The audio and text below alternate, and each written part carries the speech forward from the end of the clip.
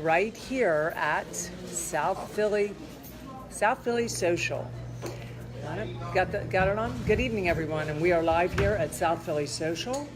I'm your host, Anita DeFrancesco. Tonight, my topic is, well, first of all, you're listening to an episode of Mindfulness, Sexuality, and Relationships, and I'm the founder of Tantra Wisdom. And tonight, our topic is going to be self-defeating or self-sabotaging behaviors and boundaries, and how we work through this in relationships or in our everyday life. And some of the things I wanted to talk about tonight are, I have a guest here with me tonight, Vic, who's going to be answering and chiming in here with us with questions about the self-defeating behaviors and how we self-sabotage ourselves. So, good evening, Vic. How are you? Good evening. I'm fine. How about yourself? I'm wonderful. That's great. We're over here at South Philly Social. It's a social club. Not really a club. It's a place to eat and drink. And we have the candle maker here tonight. So we have a lot of different events going on. So anyway, for those of you, again, who don't know me, my podcast, which this is not a podcast, it's live, it's Mindfulness, Sexuality, and Relationships, and my work is Tantra Wisdom. My website is Tantra Wisdom. So let's talk about how to take charge of your self-defeating and or self-sabotaging behaviors, and how to access that powerful energy that we so neglect, that is dormant in the body. Because, for example, a lot of people, this doesn't look so straight up here.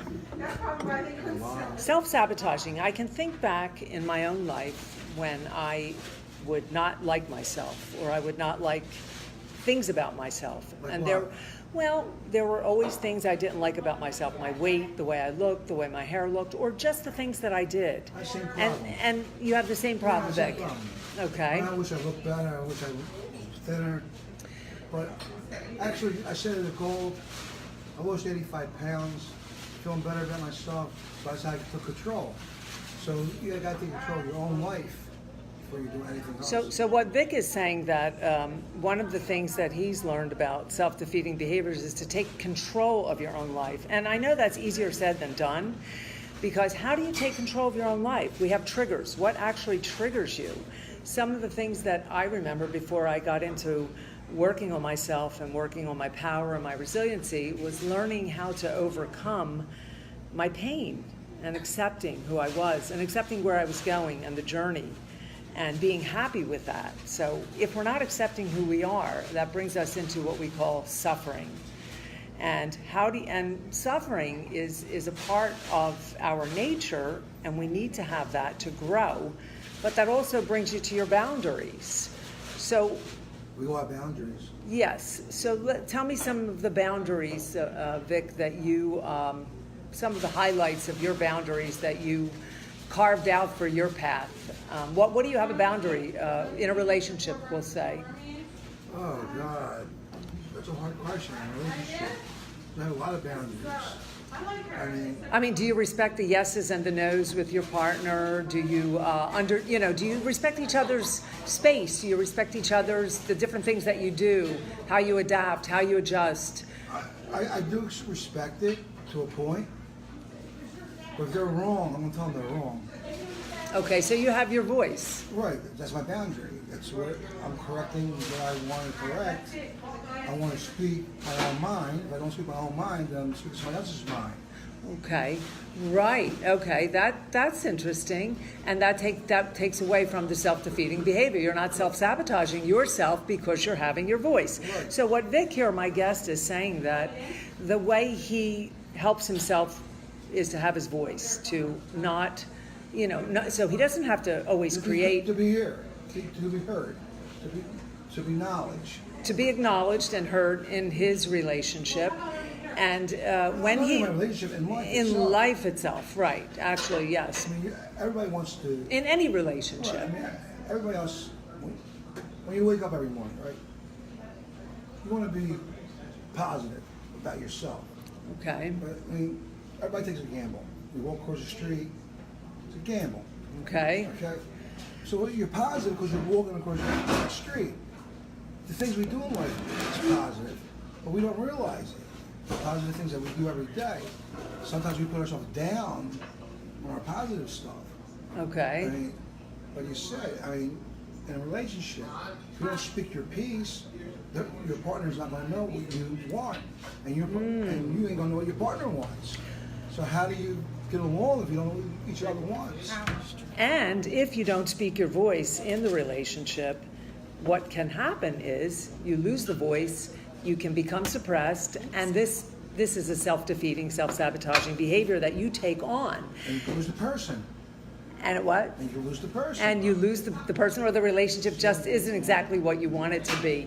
So these self-defeating behaviors, we have them, but we have to, a lot of them come from your past pain. As a child, you may have had traumas, PTSD. There's a lot of different things in the somatic body that our personality draws on. And if you continue to have self-sabotaging behaviors, you're going to have to create more boundaries in your life, in any relationship, a relationship with your friends, with your lover. It's a different relationship with everybody. You got a relationship with your brother, you got a relationship with your friends, you got a relationship with your mailman.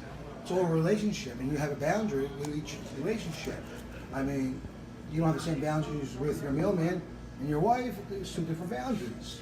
Right, yes. So with everyone, you are different. But then again, let's talk about what are some of the self-sabotaging behaviors that people do. What triggers you? What's a trigger that you get? If someone says something that would trigger you, what would that, how would you act?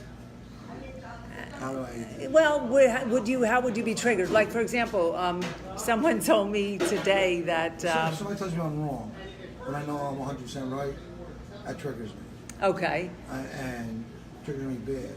So that gets you into the your pain body. It brings out something in you. Now, some people will open their voice and state what's happening, and other people won't, and they'll be repressed. And then you get into a relationship, say a romantic relationship, we'll say, and then what happens is you have to create boundaries that are unnecessary boundaries. And I find that the more pain you have in your body and the more self-sabotaging of a personality or character that you live with, the more boundaries you're creating because you're hiding. I mean, we only need so many boundaries, and healthy ones is what I like. I mean, I respect my partner's yeses and nos. I trust that it is my partner. I don't trust. Okay. Trust is a big boundary. Okay, trust. I've been lied to. Ah, okay. So once you've been lied to once, you're always a liar to me. I won't trust you no more. So how do we get back to trusting your partner if you've been I don't think you ever been betrayed? I don't think you ever get back from trusting your partner when trust is broken. I think trust is a very big, important thing. I mean, you can love a person, but the trust ain't there no more. Okay. And it hurts you. And the boundary is that you want to believe them, but you can't believe them. Okay. You know what I'm saying? And you got to believe. So now you have a boundary, and what does that unhealthy boundary do to your somatic body? It actually ages you. Oh, it creates dis-ease in the body, and it takes away from the happiness in the personality, the pleasure body. So the more friction you have, the more distrust, the more pain, the less pleasure in the body. And there you go the more stress. The more stress. The stress to work. And then when you get to your sexuality, the sexuality isn't as great as it could be. Or there's a lot of things you might have to start working on later on to keep that intimacy alive, to keep the passion moving forward, to keep the relationship going deeper. So sometimes it's the pain body that stops us from having the love that we really want in our lives, or the way we want our love relationship to expand and evolve into. Yeah, but some people love that pain too, to love. Okay. I mean, some people need that pain to actually love because it's there. I mean, they've been so used to being in pain that the only way they can love it is they are in pain. Okay. And it's so lovemaking is also, is also a therapeutic way of decreasing pain in the body. It's also helpful in decreasing armor, sexual armor, emotional armor. And the armor sits, see, because the armor is the unexpressed emotions that sit in your muscles. You're uncovering yourself. I mean, You're uncovering yourself. You're exposing yourself when it comes to relationship like that, sexual relationship. Okay. I mean, you could be who you want to be at that point because you're intimate with one person, and you could be your person that you want to be, not the person that anybody else really wants to be. So. But sometimes people in that most romantic, intimate moment find it very difficult to unveil and unleash, or at least in the orgasmic state, too, in the orgasmic part of things, or just in general in communicating to their partner what they want, how they enjoy each other, having those words, that voice. Sometimes they can't communicate by telling each other what their pleasures are. Okay. And that's hard because you want to know you want to pleasure your partner, and you definitely want your partner to pleasure you. But if you don't know what pleasures your partner, then you're up a creek without a paddle. Right. So the thing is, this goes back to the self-sabotaging behavior and the person that builds the walls instead of a healthy boundary. You don't want to build walls, but a healthy boundary is nice to have. But you definitely, once you start to build those walls, you're building hate, judgment. You're not liking yourself anymore. And so what we want to do is what I teach in Tantra Wisdom in my classes, which I have a class tomorrow night down at Kink at Front and Market Streets here in Philadelphia, workshop. I'm there the third Thursday of every month. Tantra Wisdom is my work. Tomorrow night's topic is sacred touch. We're going to be working with touch. A lot of time, touch is a very important. Yeah, so. Touch is very good. So the self-sabotaging behavior, sometimes when people get touched, they get triggered. Correct. From maybe something in their life that was not such a good experience. That's like an animal, a dog. A dog, okay. If you ever see a dog afraid of a sneaker, because the reason why they're afraid of a sneaker because they got beaten with a sneaker.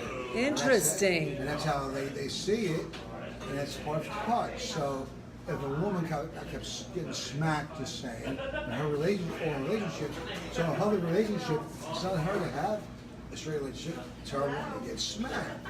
And the other partner might not want that. So, I mean, it's complicated. It really is. I mean, life itself is very crazy. Right, but we respond to those triggers, and whatever they are, a lot of them stem from your childhood, or from past relationships that may not have been so good. But the problem is with the self-defeating behavior is that we repeat the patterns. And until we work on the pattern and work on, accessing the powerful energy that lives within us, we will continually attract these types of things that keep us stuck and keep us hidden. The same relationship over and over and over again because you don't have that power to overcome it. Once you get that power to get your triggers out, then you can make something of yourself and your relationship. I mean, you need to be heard. Each other need to be heard. You need to be touched. So you're saying the communication and the touch are the most important, and the communication. Communication is more important than anything. Okay. You gotta have communication, and the touch is really important. I mean, with communication, if you don't understand each other, then you'll never understand anything. And what's good about a touch workshop, which I'll be doing that tomorrow evening at Kink at Front and Market here in Philly, is that the touch will undo some of the armor. It will trigger people, but at the same time, it will be the beginning of healing. Correct. Depending on the atmosphere, the environment, and the partner you're with, it can That's be the magic words. The partner that you're with, that say you have to trust that partner that you're with to open your boundaries up with that partner. Because if you don't have that trust with that partner, you can't open your boundaries up. But once you have that trust in that partner, you go hold your boundaries. So up. Vic is telling us here that what he believes is that you can open up the boundaries with the partner if the trust is there. But how do you get the trust? How do you get the trust? Now, you said you've been betrayed and you don't trust anymore. So how do you regain that trust? How would you? If you're going to be with the same partner, say, for the most of your life or wherever you are with that. Well, I wouldn't want to be with the same partner that I don't trust.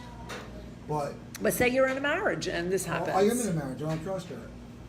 Okay. and I would never trust her because it's. But you're not getting a divorce. Well, I'm not getting divorces of different reasons. Okay. But I'm not. What's going on? I'm not getting divorced for other reasons. But I don't trust her because she lies.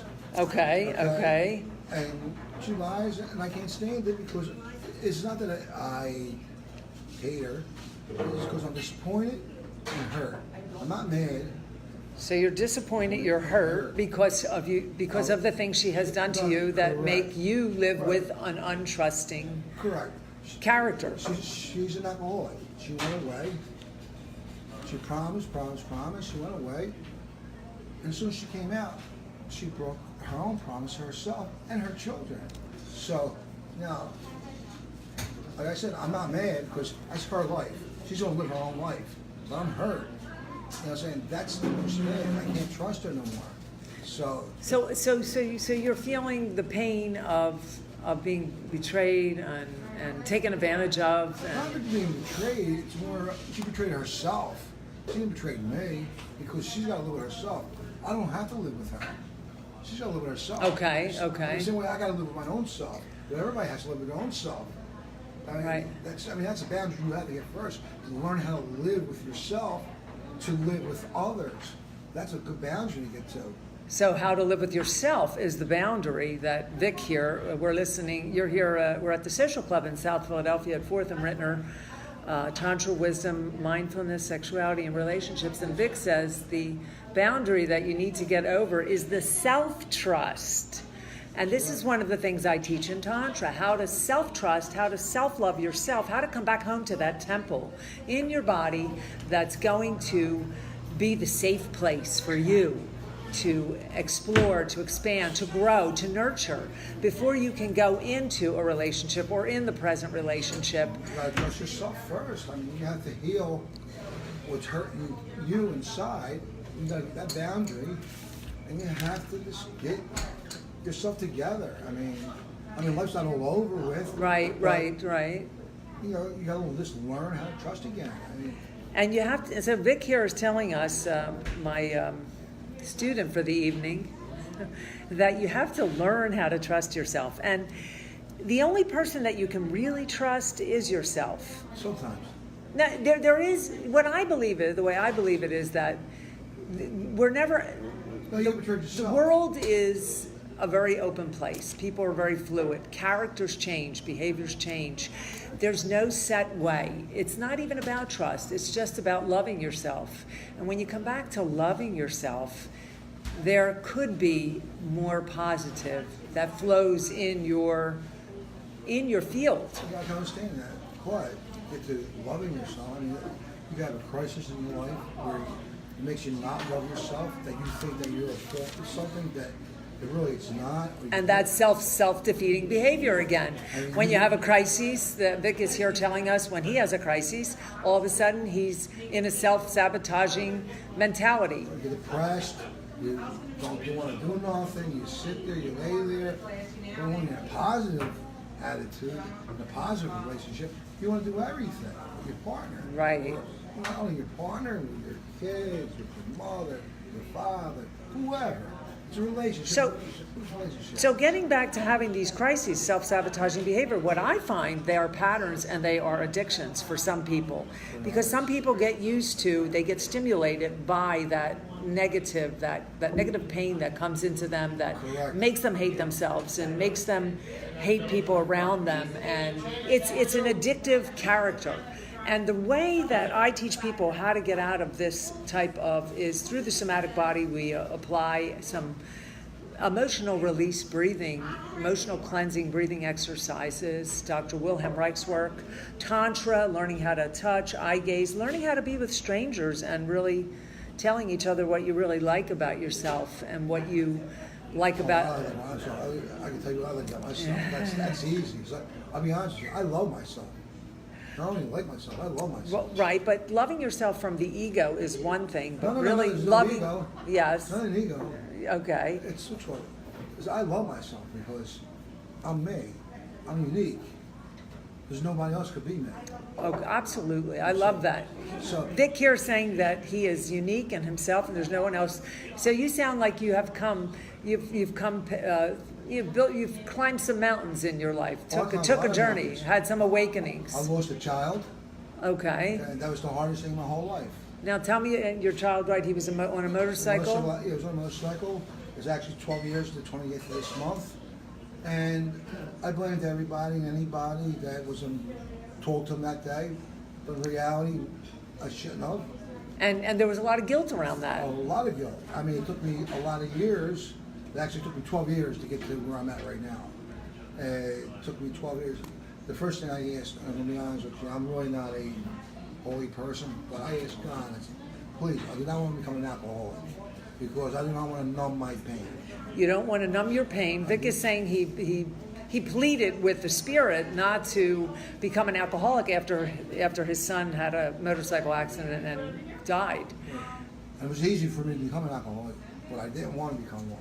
So Okay. I wanted to feel emotions that I'm supposed to feel. Right. And the same way that people says I should go talk to people, to psychiatrists. I don't believe in that because I believe just somebody that went through the same thing that I went through. That You could, if you want to get over here and sit with me and talk, or you want to be over there. I'm fine. Well, the thing is, what I feel like is that you had an awakening, and you transformed in that moment when your son passed, and it was something that was very, of course, shocking and heartbreaking, but it was a transformation, and you kind of grew from that. I did, and actually, I'll be honest with you, I had an awakening a few months ago. Realizing. Well, getting that phone call, huh? Realizing that I have other children. I have Right. grandchildren. And So I that- want to be here for them to see my grandchildren get older and see my other kids get married and just be here. Before, I just wanted to lay down and die. And Right. so Well, so this I was happens. punishing myself because I was blaming myself. Self-defeating again. Right, I was blaming myself for my son's death, but I had nothing to do with it. But mentally, I always thought I did, but I didn't. There was nothing in this world that I could have done to prevent my son's death. So you took charge of the self-defeating behavior by loving yourself more. Correct. By doing things, by opening up your heart and experiencing love from the people around you. Correct. So that was a gift because a lot of big people, gift. a lot of people don't go that I way. know a lot of people that are going through the same thing that I'm going through, and looking at it in a different way. Like I said, I learned how to cope with it. I'm not over it. I learned how to cope with it. Okay, so That's you've the accepted difference. it. No. I didn't say accept it. I said cope. Cope, okay. Cope is a different word than accept. I learned how to cope with it. I learned how to live my life with the pain that I'm in without making other people suffer while I'm in my own pain. So, Accepting your pain. yeah, accepting my own pain. I just want to say hi to all you people listening out there. We are at South Philly Social. It's at 4th and Rittner Streets in South Philadelphia. It's a really nice place Great here. food. Great food. They have great bartenders. great bartenders, and they Saturday have night, we've got a nice DJ here. DJ on Saturday night and comedy on Wednesday, every other Wednesday. Wednesday, They also have tarot card reader that comes out here. So they're doing a lot of different things here. They have me here. They even have chair massages here sometimes. Yes. And so they're really doing what we call the social thing. And That's getting called the social club. Yeah, well, it's not even called the social club. It's social. It's because social is just social, meaning that it's open to everyone. Yes. And People should be open to everyone. like, right, people should be open to everyone. But then again, we have these boundaries that Right, they're afraid. we have to have those boundaries. You know that. Yeah, definitely. You have to have good boundaries. You got to have bad boundaries. You got to have that little fear. If you don't have that little fear, you're not alive. Because I'm saying, then you know that you're alive. You have it. It gives you that fear gives you that, like, you know you're there. Something's going to scare you so bad that you know you're alive, and it feels good sometimes. Right. Because you know you're alive. And then sometimes when you're happy, you know you're alive. When You know you're happy, here. yes. And you got in betweens. I mean, you got your goods, your bads, but it's life. Well, so boundaries, like some of the boundaries that I have in my life are with some of my toxic friends out there Whew. that can displace anger on me at any moment or attack me. And I must have a boundary with that, because if someone, which happens often out there, we meet. Well, no, just in general. You go to the gym and somebody attacks you. You go to the grocery store, someone's having a bad moment, and next thing you know, you're there and they attack you with their words, with their unkind, hateful words. Words can hurt you more than getting hit. So this can be very debilitating to the personality, to the moment, to your spirit. So being a vulnerable, empathic type that I am, even though I'm strong and I do have healthy, I love being vulnerable, because that's the only way I can feel. That's you then. That's how I feel, through my vulnerableness, through the openness of my heart. But being empathic is a whole nother thing. So feeling other people's pain, or seeing people's pain more and relating to it. But my boundaries revolve around that, because I protect my emotions. And that's one of the boundaries that I have created. You protect them, or you hide them? No, I don't hide them. I'm very expressive. Yeah, protect. And hide, it's two different things. Not hiding, because you want to be able to express yourself. But if you have to have fear around that, and people go into a wall, a hateful boundary. They build a wall, and because they're afraid to say something because they'll be attacked, or even to their lover, they may be afraid to say something and they may be rejected, or they may not be accepted. And so the people build what we call unhealthy boundaries, and it's hate. Basically, it's a wall of hate. But if you want to be expressive and you want to say your mind, speak your mind, or be around people that everyone has displaced anger and everyone has dysfunctional personalities, but it doesn't mean you don't have to be friends with them. Of course you're going to be friends with people. There's all kinds of people out there. Everybody's not going to like you, and everybody's not going to love you. Okay? And everybody's not going to hate you. But as long as you love yourself. Yeah, but loving yourself takes time to learn, because learning to love yourself. I have a lot of time. Have a lot of time. I love this. Hey, women, we got a guy here that has a lot of time, and he would like to share his love with you. We are here at the South Philly Social. I'm Anita DeFrancesco. Tantra Wisdom is my work. Hello, everyone out there. Thank you for all tuning in here. I like I said, the thing is, I create what we call a healthy boundary, because you have to. I mean, you're not going to be received by everyone out there in the world. Correct. And, being received. Do you want to be received by everyone? No, but also, do you want to be received, or do you receive others? How do you receive someone else? You have friends that, it's not a good question. Right. Because you receive different people. I don't receive my friends that are toxic to the point that I would like to. Toxic people. Toxic people I stay away from, because they make you toxic after a while.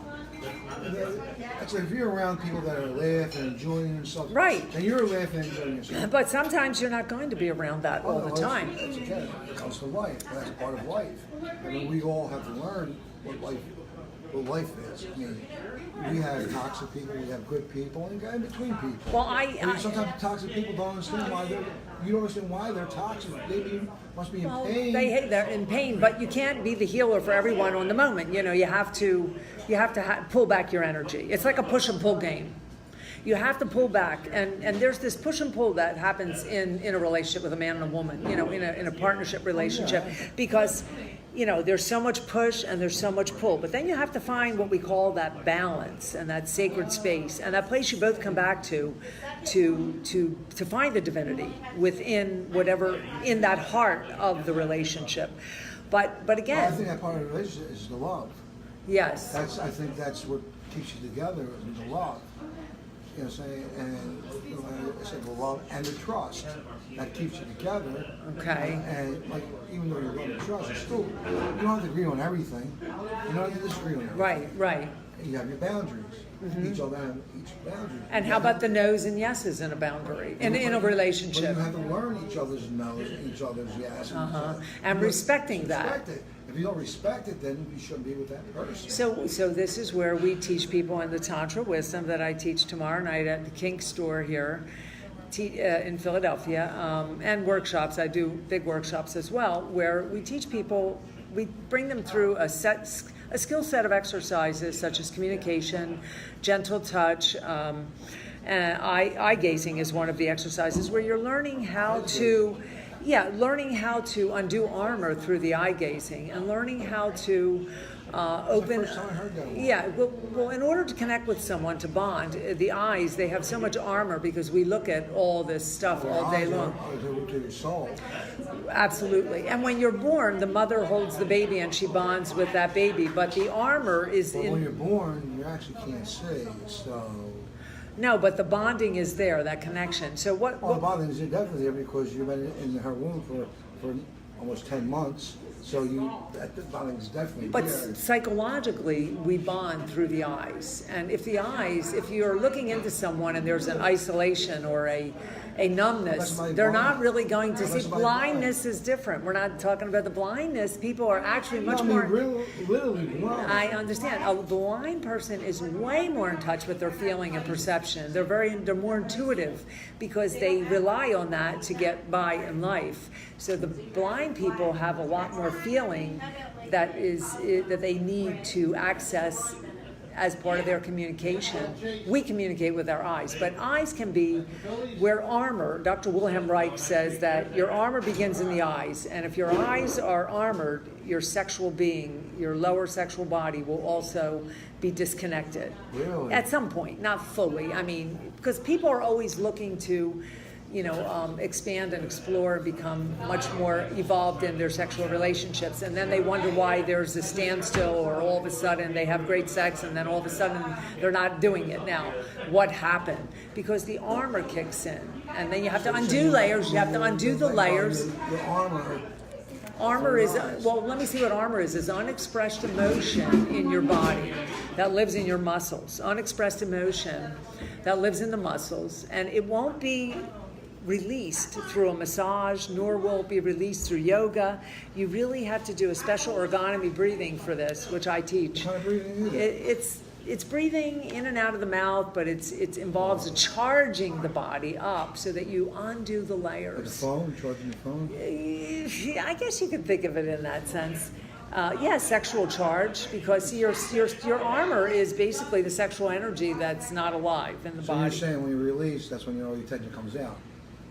What we want to do is charge the body up to discharge and undo layers. Okay, well, you said discharge, I said release, so that's same thing, right? Thing. So that's when you're like, you're like. Yes, right, point, absolutely. Like, you should come to the class. Like that's like God, and you relax. You're relieved, and this mind. reduces your anxiety. Oh, so yes, it does. the whole thing with learning how to get rid of these judgmental and self-defeating, self-sabotaging behaviors is to learn how to be more love and have less boundaries, but just healthy ones.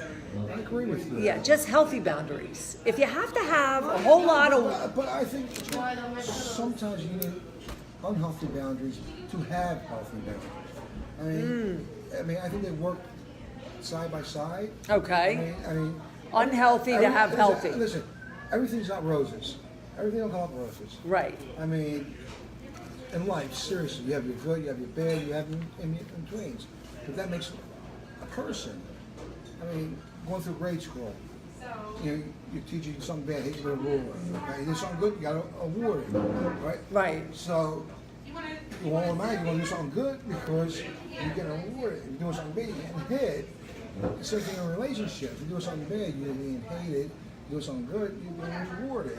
But some people enjoy that part of getting hit and not rewarded. Of getting the pain. They're used to the pain. They're addicted to it. But they're addicted to the pain, correct. Right. So there's that resiliency that a lot of people that have too. Like they're resilient to pain. They're resilient. But there's a good resiliency and a not so good resiliency. There's a healthy one. All right, a healthy. Like I have a real healthy resiliency to pain. But if it's negative pain that's coming toward me, like someone's hurting my emotions, I will not be resilient to that. I will actually process that. The key is to process the things that are coming your way, not to always, if you're resilient, that's one thing, but if you're numbing the pain out and suppressing it, then that can turn into depression. Are you defensive? Right, people have a defensive character. So defensiveness is all ego. It's disconnected from the body. when you're in a defensive character. You're constantly charged up from the upper body, and you're tight up here. People live in defense all the time. I mean, A lot of defensive people I find here on the East Coast. I lived in LA 20 years. Not that I was in LA a few months ago.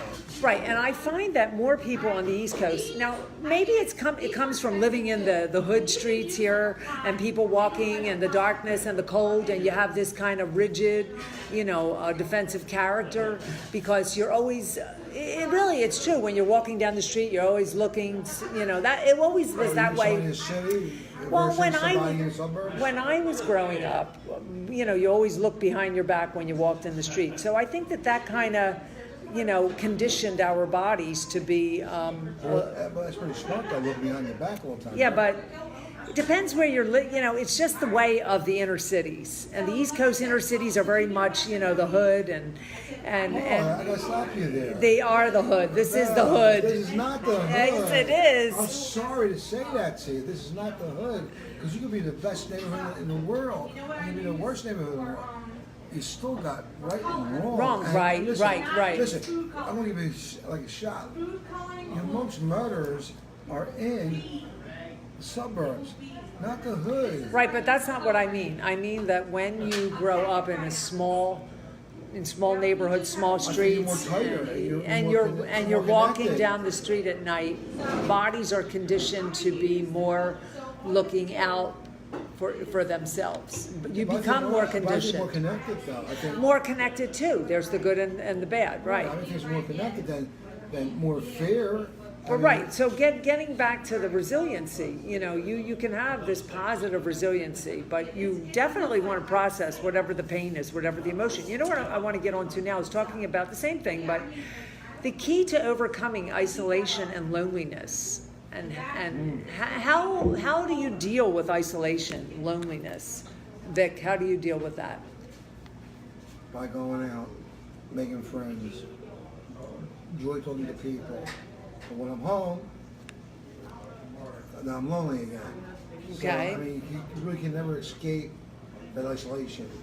It's always there at one point, but you always got to try to pull yourself up and work it out. Okay, so when we have the isolation and we're what's happening when we're isolated with our person is that we're avoiding our feelings. We're finding other ways to avoid the feelings. And some of the ways that we avoid feelings are watching television, overeating, not connecting with others, not going out to say a group, a meetup group, or if people call you to go out and you don't go. So a lot of time isolation is a form of an unhealthy boundary to the self, or an unhealthy. It's garbage. It's garbage, but the thing. Garbage. It's garbage to yourself because it's sabotage. Yeah, it's a self-sabotaging behavior.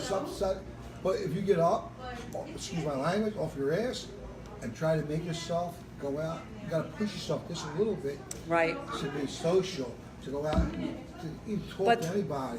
Because that couch is always going to be there. So this is when you have this isolation in your being. Now, what I do is I work. Isolation. I had it for a lot of years. How do we get this isolation? I was my child. That's how I got my isolation. I don't want to bother with nobody. Or you get in a relationship and then the relationship ends and you become. Right, but it's not that easy. We're teaching people here, so you can talk about it like that. But what happens is you get in a relationship, the relationship ends, or a crisis takes place in your life. What do? Or you isolate, and this isolating can be a pattern again. So the body has patterns. And what it is just avoiding feelings. So the key is to connect to your feelings, to open up to your feelings, and learn how to deal with these emotions through breathing, through different things that I teach in Tantra. Really sounds pretty good, that breathing. I think I would try it myself, that breathing. Really. And I really don't try it that much. And I think that breathing really sounds really good. So what we want to work is, what our topic is tonight is taking charge of the self-defeating character, behaviors that we live with, and how to develop just healthy boundaries and more love rather than unhealthy boundaries such as walls and negative and hate, because that an unhealthy boundary is basically hate. If you have to put up walls for things in your life that disturb you, then you're building a wall. And we don't want you to build a wall. We want you to have your feelings in your heart and just be fluid and protect yourself. But having a gate, can we build a little gate? That's a wall. No, a little gate. A gate is a wall. No, it's not a wall. It's a little gate. I mean, you have an entrance in and out. But yeah, you should be always aware.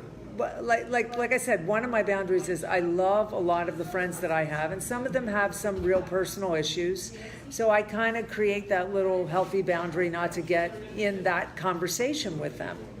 And I make our conversations be much more on the upside, much more on the pleasant side, because I do love my friends, even if they are, I do love all people. Yeah, I love people. I mean, I'm only but even if they have the toxicity, I don't want to not have them as a friend, but I learn how to work around it. No, not cope. Work around it. Oh, the same thing. Coping. Not really. No, coping is survival.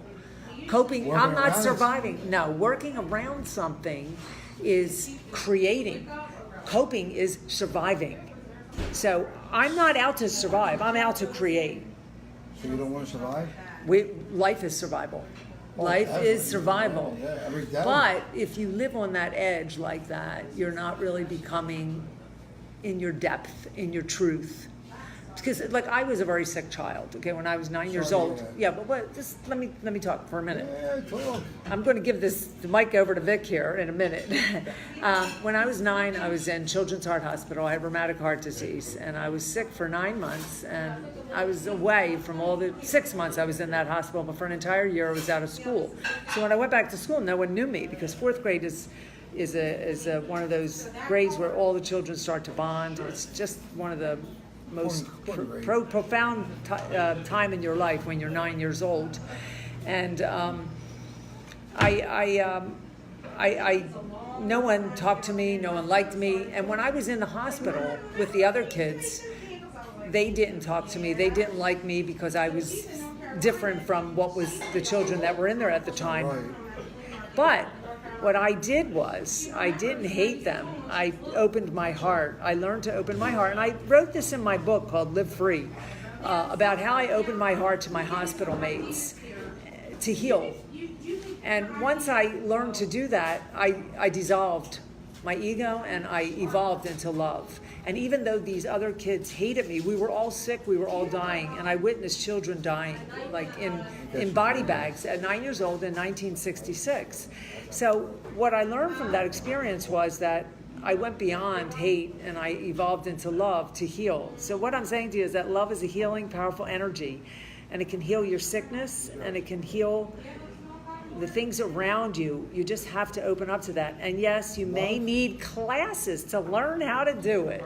Learn how to love, right? Yes. That one with a little bit of song. It's not that easy to just say, well, I'm going to love, because we have, Love's not easy.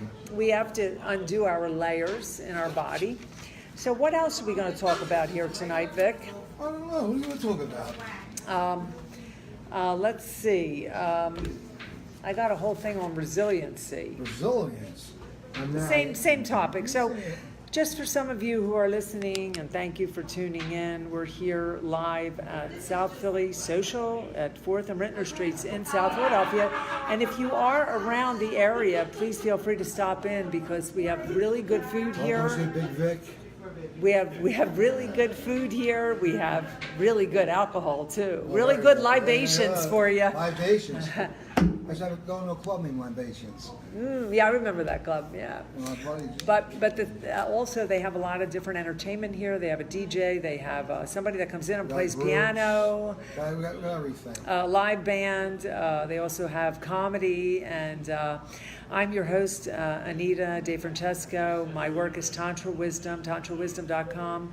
I have a Facebook group called Tantra Wisdom where you can go onto that group and join, or just look up and learn about mindfulness, sexuality, and relationships is what the group is about. And that's also a podcast that I have. And So And I'm Big Vic, one of the owners. and Big Vic here one of the is owners of Social Club. and one of the owners of Social Club, and he is here telling me all about. But I'll tell you the truth. Talking to Vic, I have learned a lot of things about trust and relationships, and about just talking just to the everyday person that doesn't come to my class with, say, something they want to work on.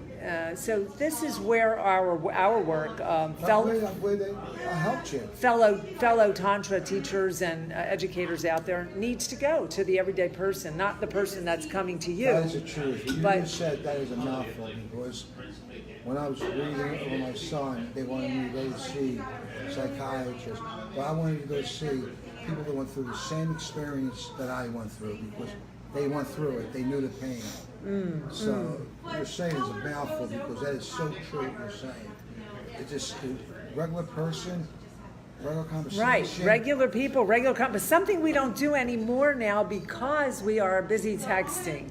Oh, that's worse. Texting. And it's really, if you could do one thing this week, is unplug, say, for some time in your life. I don't mean every day, but I mean, unplug, right? Yeah. I mean, talk to people, like have a conversation. I don't think people know how to do that. I mean, I know I sit in a restaurant sometimes with my friends, and we could be texting each other, or at least the millennials do that. They'll text like across the table. I'm not a millennial. But I look like one, but I'm not. I am just so burned out from from texting, really, from texting. Really? Well, I want to have conversations sometimes with people, and it's very difficult nowadays because I think it's creating a hiding in the motor skills, a shame. There's a lot of shame also around boundaries. Getting back to the topic of boundaries and self-defeating, shame is one of the root causes of a self-defeating character. Well, I wish my son.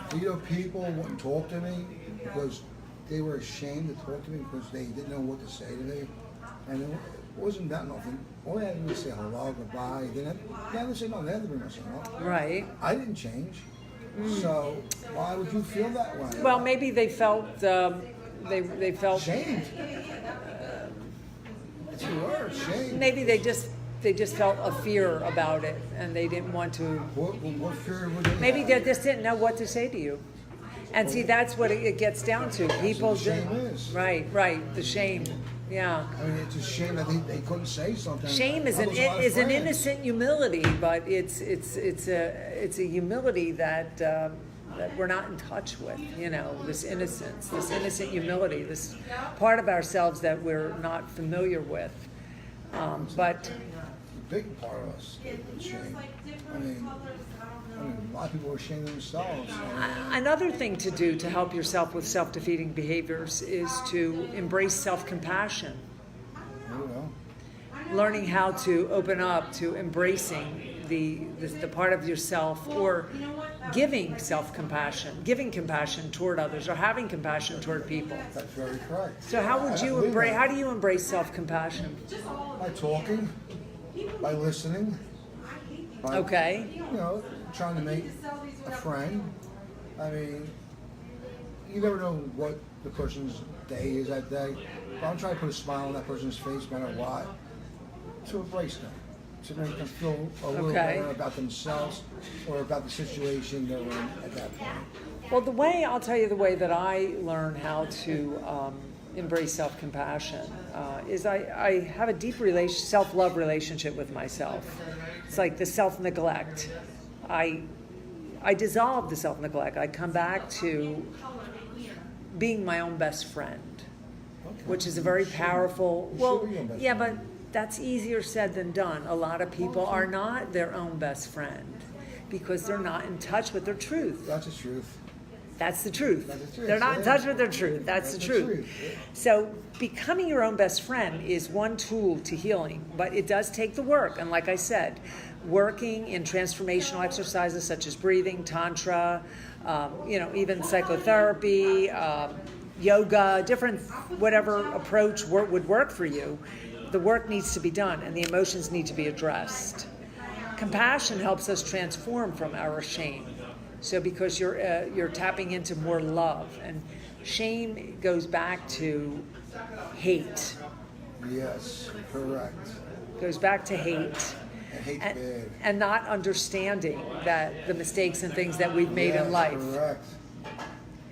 Well, you hit that right on the head. I tell you, that's so what you said, because I see it all the time. It's just, you're so correct on that. Right, and being understanding, compassionate to yourself can allow you to just bounce back into that person, that real you, that real self. And it's hard sometimes to be your real self.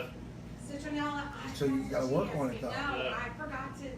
So the whole idea between what our topic tonight is, how to take charge of your self-defeating behaviors or self-sabotaging behaviors, and learning how to have healthy boundaries. We are always going to have boundaries, but learning how to have healthy boundaries and to get unstuck. And one of the things, and I'm here with Vic, so he's a guest here at the social club tonight, and he's helping make this show happen, here. That's so Hopefully we'll be doing this again in the next 2 weeks, or at least I'll be here from time to time doing this. So I thank everyone for tuning in, but embracing the self-love and shifting. I'm going to leave you with that. Learning how to, well, it is something you learn, but shifting is an awakening. And when you shift, you attract different people in your life. You start to get rid of the toxic people. You just start to attract a whole new you. Yeah. And the new you of the new people around you. So for today and this week, we're going to just monitor what type of boundaries that we create, and see if that they can be healthy with love. And I'm going to do that. We'll be back in 2 weeks, right? yes. I'm going to monitor my healthy boundaries. And I'm going to tell you So all write about down your boundaries this I'm week. going- yes. All the different boundaries that you have to do with your parents, your lovers, your coworkers, your gym friends. I'm at the gym. I have tons of boundaries. mailman. I have tons of boundaries at the gym, because when everyone starts coming up to me and You're close to the gym a lot. when so and so, this one or that one, come up to me and be like, "Wow, I really like what you're wearing," in a workout. So I'm like, "Okay, you're going to try to make me have shame now?" That makes you have shame? No, not at all. But then again, it's intrusive to your personality, to your image. It's something that, like, why do you need that? I am much more than that. Some people do need that. I am much more. I don't. I'm much Listen, more you than know, that. But some people do need that in their life. Yes, right. be- They need the compliments. Oh, you're sexy, or Right. your body looks great. You're working the right muscles, Thank you. But I don't need that. To me, it's like, haven't you noticed anything else about me? Your brain? Like my glasses, Your brain? my hair. Yeah, I did notice you earlier. But anyhow, just to, make a play on that. So what we're going to work with this week, everybody go home, think about these boundaries, and Write them down. how many boundaries in one day do you create? Are they healthy or are they unhealthy? Are they a wall of hate or are they a wall of love? Or not a wall. Are they a wall of hate or are they fluid love? And we'll come back in the next 2 weeks, and we're going to tune out now. Thank you all, my good friends here, for all tuning in. You've been listening to Mindfulness, Sexuality, Relationships. I'm your host, Anita DeFrancesco. And Tantra Wisdom is my work. I have a group page on Facebook, so you can go there and see all the different workshops around the world, actually, on there. And and I want to thank Vic here. Vic, You're welcome. give me your hand, Vic. Here. This is all you're going to see of Vic, That's his it. hand. That's all you're going to say. Until next time. Okay, thank you very much, and good night. We are here at South Philly Social.